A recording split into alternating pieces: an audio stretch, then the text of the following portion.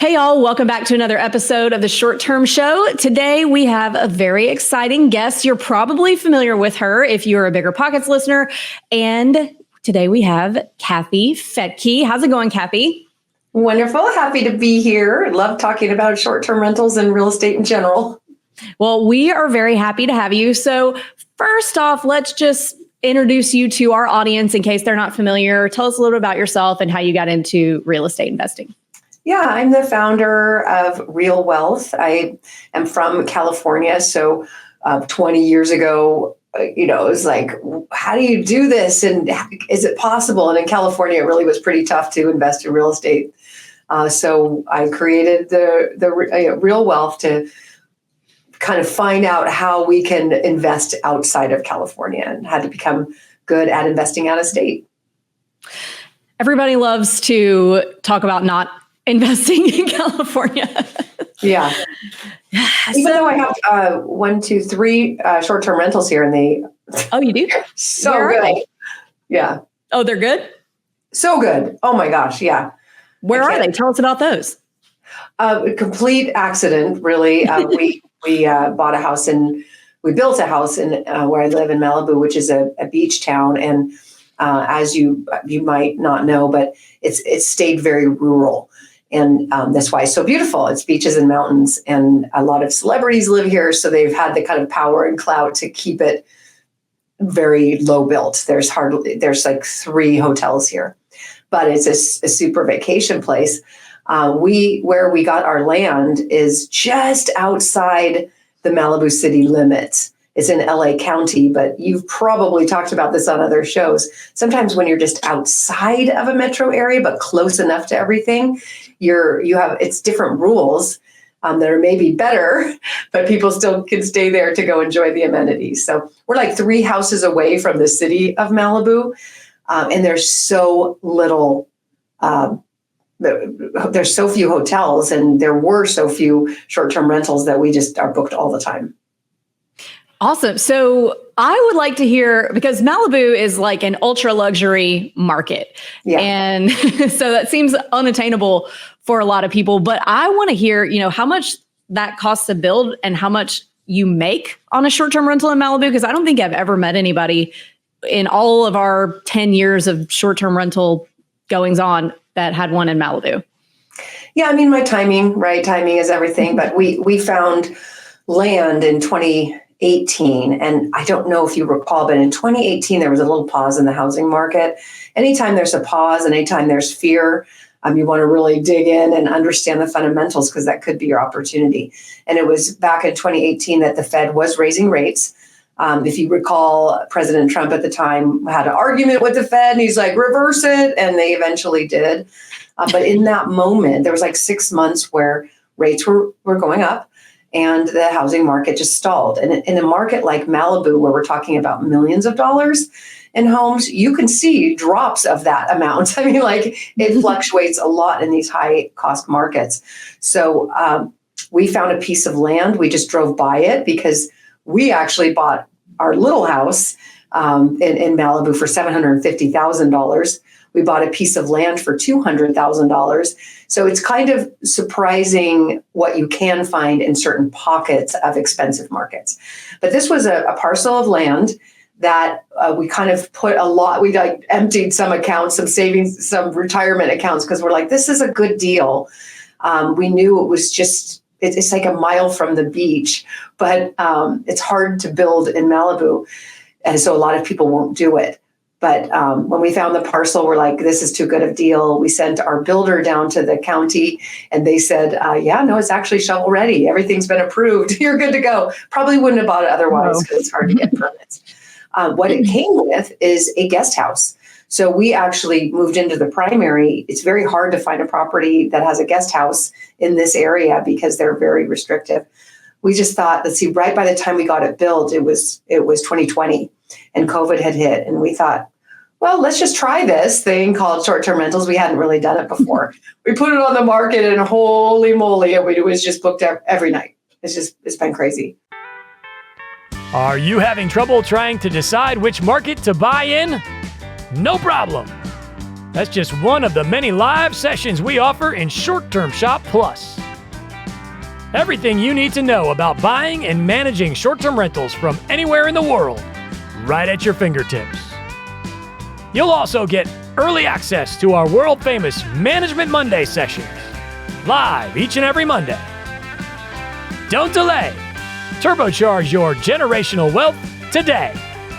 Join us at stsplus.com or stsconsultation.com for a live call with more info on Short Term Shop Plus. That's awesome. I love to hear stories like that where people just happen upon something in an area that they know and are really successful. And I think that that's a big mistake that a lot of newer investors make today, because everybody's trying to find that place that nobody's invested before. And I don't know why I do know why. They think there will be less competition and they'll make more money, but they'll pick these random markets that they know nothing about. And then they won't be successful because they don't understand who goes there and why and when. So I really do think, you have to know the market that you're buying in to be successful with a short-term rental. And I mean, if you live there, you probably do know it. Yeah, and I knew that that there's kind of a funny thing about Malibu where the beachfront homes, I mean, you've probably seen the news, Beyonce and, Steve Jobs' widow, they've spent couple $100 million on their homes that are literally just a couple miles away, but they're on the beach. So you have a very different real estate beachfront, which you just add a 0 or 2 onto the price tag versus the canyons that are a mile up a hill. It gets even prettier because we're up. So we have beautiful views, but from a local's perspective, it's less desirable because it's not on the beach. We like it more because I don't really want strangers in my front yard, right? Yeah.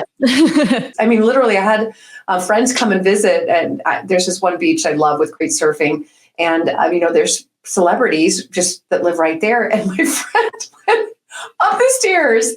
He's like, I'm just going to go meet this person, and did. Oh my goodness. I would not, if I were that rich and famous, I would not want people to be able to access me. I would be like, oh my gosh, what are you doing knocking on my door? And I do think about that. Like when I walk on the beach here in Florida and I'm just looking at people's houses, I think wow, if I were somebody who wanted to do something bad, steal everybody's stuff, you could just walk right up there. And I would be I would hate having houses. I'd love to be on the beach, but I would think about at nighttime when I wake up in the middle of the night, is someone outside my door? Because they could be.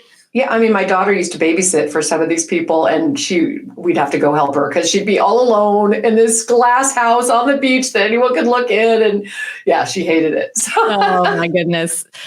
But it is good real estate. It is nice, pretty real estate. Well, I love that you own something up there, and you found a way, again, in a very expensive market, to do this in a less expensive way and be successful. I also think a lot of people will just look at a market and say, oh, it's too expensive, and just move on when they could have potentially found a deal if they stuck with it. Yeah, I mean, I'm still burring. I'm still house hacking. We started investing 25 years ago, house hacking, which I'm sure your audience understands, but I'll just explain. It means that you have roommates, basically. And we found a house before we even knew what that was 25 years ago. And that when we first got married, and we were like, I remember looking at it saying, I can carve this up. I can make it a 4-plex where we're not even sharing kitchens. I would just put in a toaster oven and a microwave and a little refrigerator, and that was the kitchen. I turned our first house into a 4-plex, and we had friends live there, and it was great. It was awesome. It helped me actually kind of live there for free. Here I am 25 years later, don't necessarily have to house hack like I did then, but I kind of do because it is expensive. Even though I bought cheap, we built before prices went up, before there was inflation, and we refied at, a low, 3% rate. So timing was really on my side there. I could definitely not afford this place today. But, even at the time, people don't realize how scary it is when you do these things at the time, not really knowing if the timing's right. But now that we Airbnb this little guest house, it pays for everything. I still am kind of living for free in Malibu. And then I took the next level, which I think is rare, but probably not for your audience.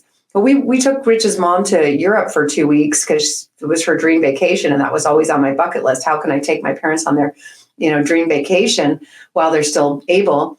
And it was expensive. And I just looked at my husband. I said, would you consider putting our main house on the short-term rental? He's like, no. I said, well, I'm going to do it anyway because I'm a supportive wife. And I was like, I promise I will make sure they can't automatically book. I want to see who they are. And sure enough, we ended up renting it for 2 weeks. He agreed when he saw how much we could get. And that paid for our entire Europe trip. So I'm all about it. I love it. And it was weird. It's weird having someone stay in your home. But when you see the check, then maybe you could get over that. Yeah, right. So, I think you might have unlocked a new subsect of short-term rental investing in the ultra luxury house hack short-term rental. A lot of people do it here. Yeah, a lot. Before Airbnb and before there was even such a thing as short-term rental, it was just called vacation rental. Right. And, yeah. And that's been around forever, right? And luxury places, ski resorts, beach towns have been doing it forever, but it would go through an agent. It would go through a company that specialized in vacation rentals. So when we first moved here, before Airbnb was a thing, even before it even existed, people would have agents in Malibu, and they would leave all summer.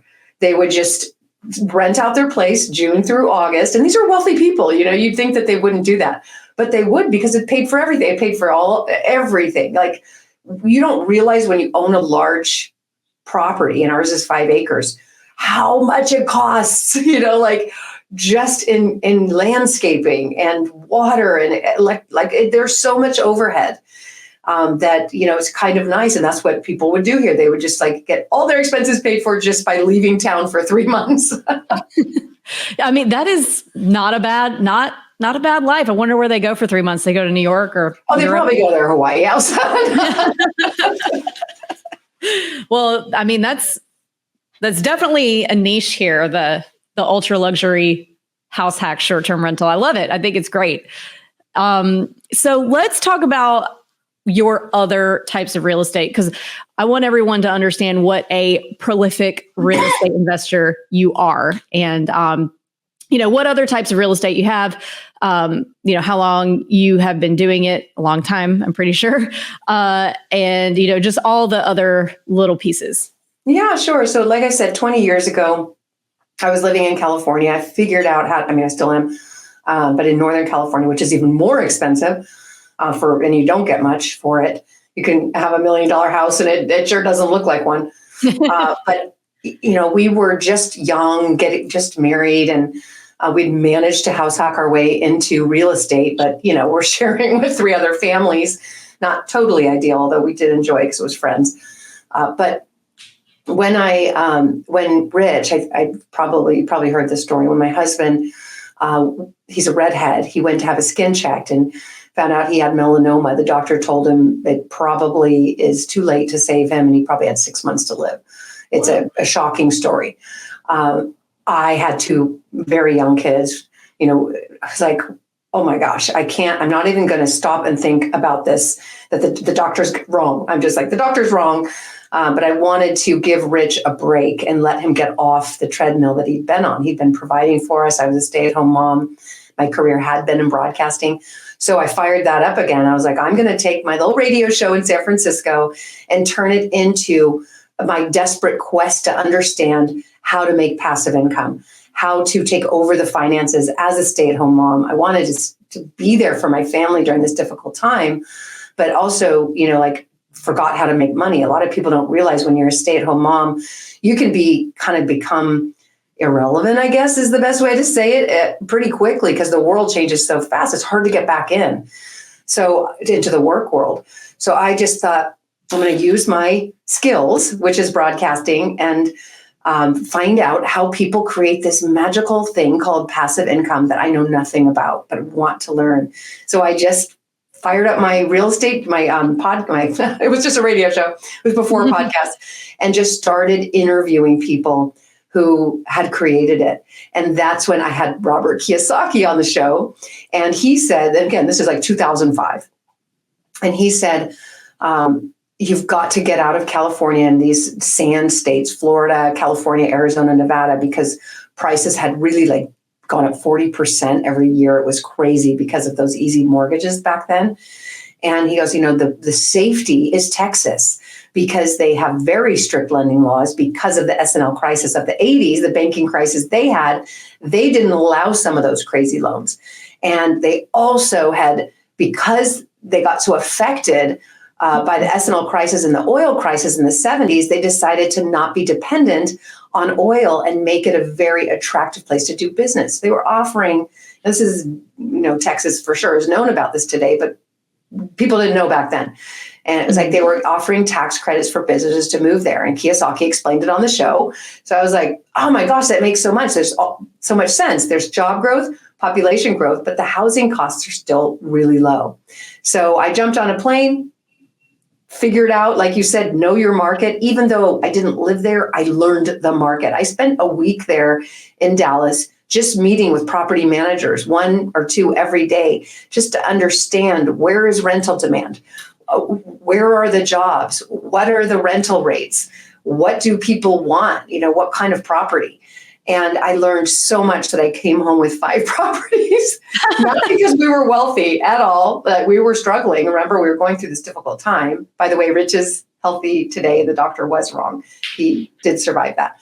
But back then you could get, and don't blame me, just blame the market. Back then you could get no money down investor loans and unlimited amounts. So oh my goodness. I could come home with 5 properties, no money down, and they cash flowed. So oh my goodness. How does that work? But it did. So I talked about it on my radio show. Of course, my phones blew off, blowing up with people saying, I want a no money down property in a fast growing market that cash flows. That's how Real Wealth started. That's how our company started is, people just need hand holding. They need to have access to your team. They want to help you share the information you have on the market. That's what we still do today. We have like 15 markets that we promote today. I'm still on the no money down investor loan. Like, where was I? Was wasting time being in 9th grade when I should have been buying real estate. What were you doing in 9th grade? Dang. What really does kill me though, I went to UT Austin and I was bartending on 6th Street downtown. And a lot of the bartenders who were a few years older than me were buying these $70,000 houses in East Austin. And I totally could have bought one of those. It just never occurred to me to buy a house when it wasn't going to be like my forever home, like what my parents have.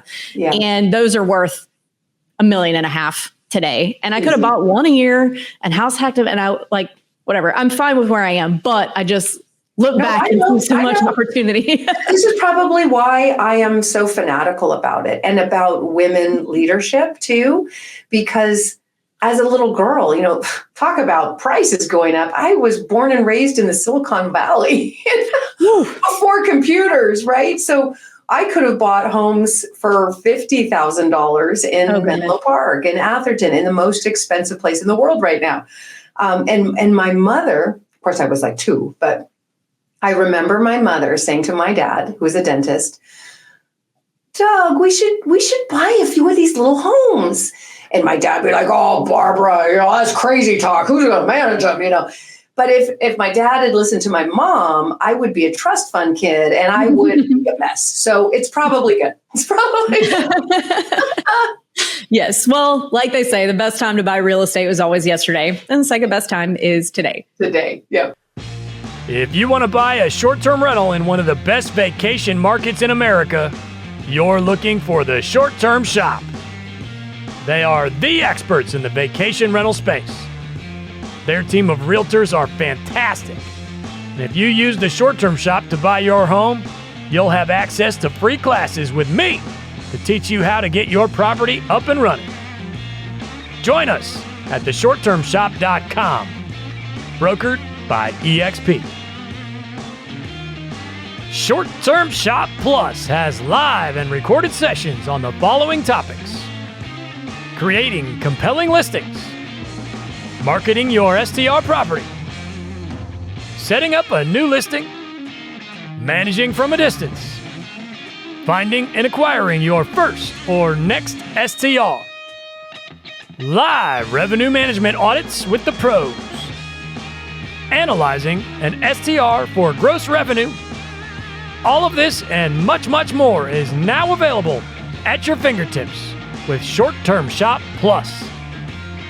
Everything you need to know to have success in the world of vacation homes and STR. Please join us at stsconsultation.com. That's stsplus.com or stsconsultation.com to learn more.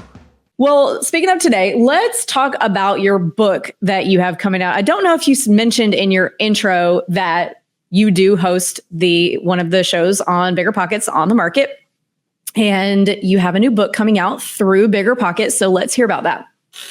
Yeah, I was so happy that BiggerPockets came to us. Well, first of all, I was so honored to be invited to be a host of On the Market. It's such a fun podcast. We love it. And then BiggerPockets asked me to write a book, and they had tested the market. And BiggerPockets has, I think they reached 3 million followers or something like that. They tested their market and said, what's the next book you want? One was probably, I forget what it was, but the second one was how to manage a business. Because once you find success at something, you go from doing it yourself and wearing 20 different hats to suddenly having to hire people, and your skill set has to change. And it's very hard for an entrepreneur to make that change, which is from doing everything and being great at it to being a leader and empowering other people to do it for you. It is such a difficult transition, and most don't make it. Most can't figure that out. So we wrote the book to kind of share the challenges we went through in that process, and to be able to create a cash flowing business. So we all love cash flow property, but what about a cash flowing business? I can tell you today, I'm not going to put this out there. I was going to say I could get hit by a bus, but no, let's not say that. I could go away on vacation for a couple of years and nothing would change within our business. It is so well run by the people in it because of the systems that we put in place, mainly Rich. I'm not going to take very much credit for this because it was back in 2008. I begged him to be my partner because I was getting so overwhelmed. I'd grown too quickly, didn't know how to run a business, didn't know how to hire people, didn't know how to fire them, didn't know anything. And he had a business degree. And I was like, can you please, he's a business coach. I was like, you've been coaching all these other companies. Can you coach me? And he's like, absolutely not. You're uncoachable. Okay. Well, can you be my partner? And he's like, I don't know. Can our marriage survive that? And like, well, let's try. And, we've learned a lot in that regard too, which we put in the book of like, how do you do this and still have a fabulous personal life? So hopefully that will help other people in that process. Awesome. Yeah. I wish I would have had this book about 10 years ago as someone whose business partner is her husband, because we've learned the hard way a few things too. And I mean, the book I write about, one of our first employees was an event planner. And I had a client contact us and say, she's putting on other events too in her business signature. And it's something you would never even be able to find on OnlyFans. Let's just say that. Yeah, we've been through it all. So we kind of share in the book the process to get to really attracting these people that will run your company and run it better than you. And it's a process for sure. It is. But let me tell you, I'm a perfect example of somebody whose face was all over Real Wealth. Like if you heard of Real Wealth, you thought Kathy Fetke, that I was all over it. I'm on the podcast. I'm all over the newsletter. A business needs to run without one person being the face of it. Because if you ever hope to sell that business someday, and someday you might want to, they're not going to buy it because without you in it, it's not going to operate. And that's what so many people discover is they've been kind of this one-stop shop. They do everything, and the company couldn't function without them. So no one's going to buy it. And there will be a day when you're done. You don't want to do it anymore. So learning to kind of take yourself out and even your name. We haven't gotten that far yet, but to have it real wealth, just to run on itself without Kathy Fedke is the next goal. But right now it does mostly run on its own. All right. Love it. And when is it out yet, or does it come out shortly? The book Scaling Smart comes out September 10th, but you can pre-order, as you know. And we have, I don't know when this podcast is coming out, but we have a book launch party in Denver this Sunday where the Bigger Pockets headquarters are. I rented out a whole rock climbing gym for, Scaling Smart. We're going to all scale. It's going to be real fun. Awesome. That sounds so fun. Well, we'll definitely have the link for that in the show notes, listeners, so that you guys can be sure to pick it up. And I just want to take a minute to say, how Kathy, you probably don't even know this, that I think this about you, Kathy, is one of the most genuine people in real estate. So the first time that I met Kathy was at a speaker dinner for a conference that we were both speaking at that they had all the speakers come to. And I almost didn't go because I was like, man, I hate going to these things. It's just like a bunch of people jerking each other off about whatever they're doing. Like, look how cool I am. Look at what's your offer? Like if the conversation starts with what's your offer, I'm immediately like blank. And that particular one, Kim Kiyosaki, happened to be there. And I walked in and everybody is like falling all over themselves trying to be sitting next to Kim Kiyosaki. And I'm like, that is a mess. We're going over to this table over here, which you happen to be at. And our table just talked about being moms all night. Nobody talked about this or that, or there was no chest beating or anything. We were all and all of us were at different stages of motherhood too. And we just had this great conversation about our kids. And it was like we were not even at a real estate thing. And it was so refreshing after so many real estate things of having to listen to everybody like one up each other. It was just a nice dinner where everyone was so genuine. I love that, because remember that it's why I got into it. Was to spend more time with my kids and be there for the family. We literally flipped the whole model in our book, Scaling Smart, upside down, where we call it Scaling Smart because I wanted to compare it to smart stuff, your smartphone, your smart home, which is designed for your preferences. And so we flipped up the model upside down, where we don't spend the first chapter talking about your business at all. All I want to know is why? Why are you doing it? And most people go into business or real estate for freedom and to spend time with the people they love, and then very quickly forget that. And then this ego thing takes over, and this money obsession. And that does not, I can assure you, it does not bring happiness. I live in Malibu where there's plenty of money, and I've never seen such depression among the families, among the children. The children of the wealthiest families in the world would come to our little tiny condo that we rented when we first got here, because I was there making smoothies and hanging out with the kids and answering their questions about the difficulties of life. They didn't have anyone. So money is not the answer. So the first chapter is literally like, what do you really want? And until that's defined, what your values are and what matters to you, there are too many temptations in this world that will take you off track.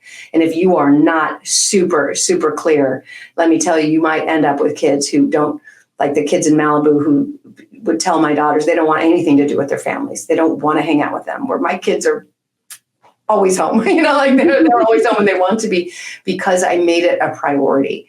I made them a priority. So that's all I can say. There's a lot of temptation, but get your values and your priorities straight, and then have the business support that.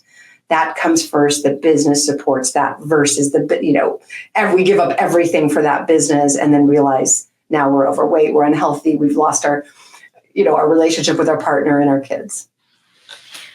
I think that is, again, such a refreshing take on a real estate book, because people get so caught up in the cash flow and the hacks and here's my 12-step process for you to be rich in 20 seconds. And rich really is the opposite end of that spectrum of being able to do what you want to do with your family and being able to prioritize and not making so much money that you then you think it's to prioritize your family, but then you're so sucked into the making of the money and the scaling the business that you then lose sight of why you did it to begin with. So I think that's really important. I'm glad that's in your book. Yeah. I mean, the whole, like, somebody just came up to me at the conference I was this weekend and said how many doors you had. And I just kind of looked at her and I said, why didn't you ask me how many free hours I have to do the things I want? Who cares how many doors I have? I don't care. I don't have that many. I really don't. I don't want a lot of work and a lot of headaches. I want free time. That's what I want. So I've picked things like short-term rentals, cash flowing properties in high growth markets to free up my time. One of my favorite clients is the one that came to me and said, I want to be an artist. How can you help me do that? And I looked, well, what are your expenses? It's like, oh, it's $3,000 a month. Yeah. And he's like, living cheap to free up his time. We were able to get him there in 6 months. And then he became a full-time artist. That is wealth to me. That's far wealthier than the person that I meet who says, I have 2,000 doors, but what else do you have? Who cares? Who cares? Yeah. Well, one more question that I want to hear your take on before we get to the last 3 questions of the show is you are always very knowledgeable in your posts about what's going on economically with interest rates and things like that. So right now we're sitting at the beginning of September of 2024. All signs are pointing to a Fed rate drop in the next few weeks at their next meeting. But I'd love to hear what your advice is for investors right now who might be interested in buying something, because it looks like rates are going to drop. We're coming into an election, which all I mean by that is everybody's in this like wait and see mode, which what's going to happen no matter who gets elected is you're going to wake up the next morning after the election and you're going to go on with your life. And the wait and see part will be over, but everybody does this big wait and see thing before elections in terms of big purchases. So I'd love to hear your take on where we are in the market and what your advice is for real estate investors right now. Well, I'm a contrarian, so I like to go against the grain. I don't like competition. I don't want to be the 19th offer on a property. So we have been extremely active over the past 2 years. I started a single family rental fund, raised, $8 million for that we could buy distressed property, fix it up and put it on the rental market. These are properties that a first time buyer could never have bought because they were really didn't have kitchens or whatever. They were in tough condition. But we, as soon as I knew rates were going up, and the market paused, we dove in because everyone else was frozen. So it's really important to understand these Fed pivots. Back then, the Fed pivot was, oh man, we've had too easy, cheap money. It has blown up markets. We're going to tighten. Tighten meaning there's not going to be as much money available and it will be more expensive. Well, the Fed pivot is happening again in the other direction. So we're going back to easier money, cheaper money. What does that mean? Historically, that's meant stimulus. That's meant when money's cheaper and more available, asset values tend to go up. So I personally think there's a tiny little bit of window right now where people are still scared. They're still freaked out. They've got this election looming. Elections, listen, I've been through a lot of them. It doesn't matter who's running the show. Real estate has done really well over the past 40 years, 50 years. Look at, just type in real estate prices, single family housing prices over the last 40 years, and you'll see it doesn't matter who was in charge. So I don't care about the election, but what I do care about is that other people do, which gives me opportunity.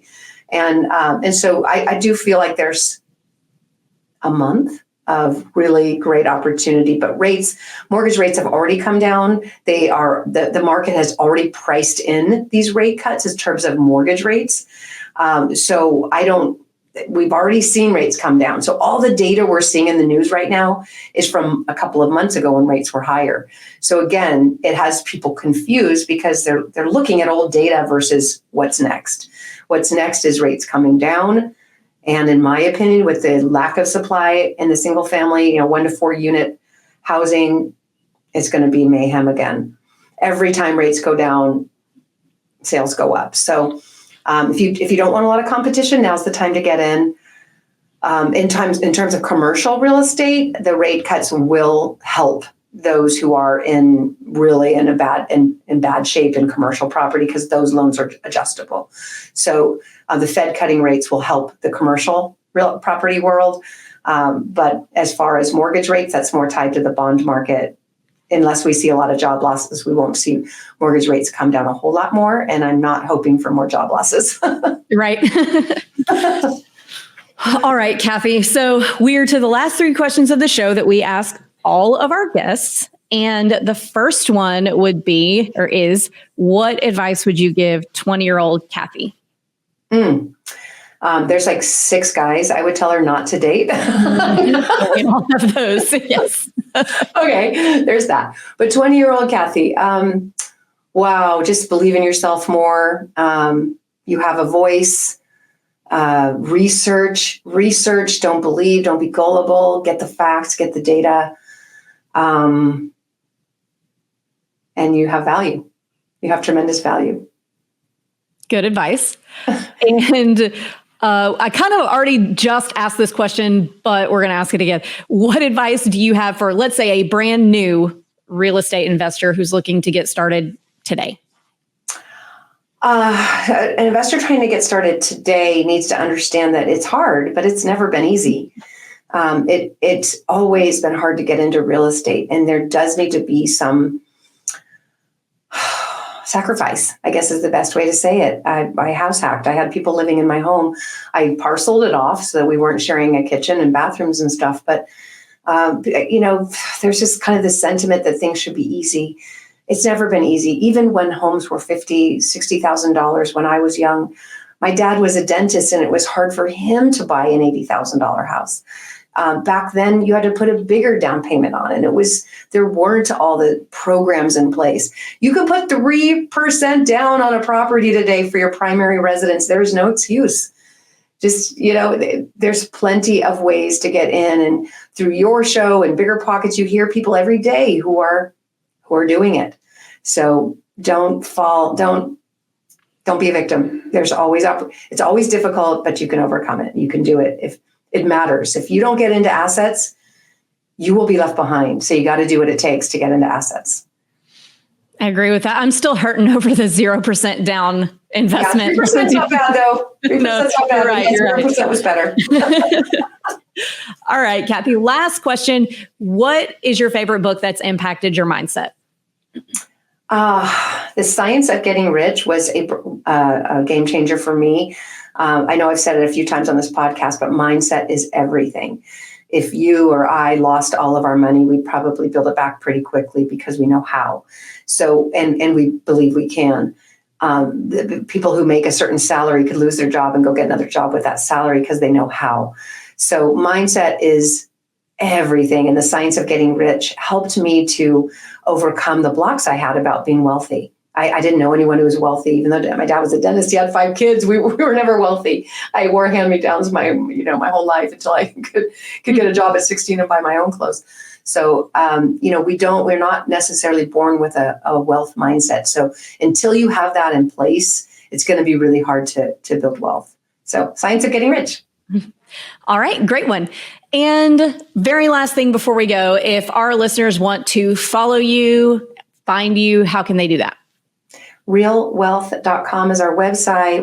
It's free to join. We have free webinars. That's always been our mission, is to increase the financial intelligence of everyone, because until you know, like I said, how to make money, you won't know how to make money. So realwealth.com. And then my podcast is The Real Wealth Show and Real Estate News for Investors. All right. Thank you so much, Kathy. What a great talk. And I look forward to talking with you again soon. Well, thanks for having me on.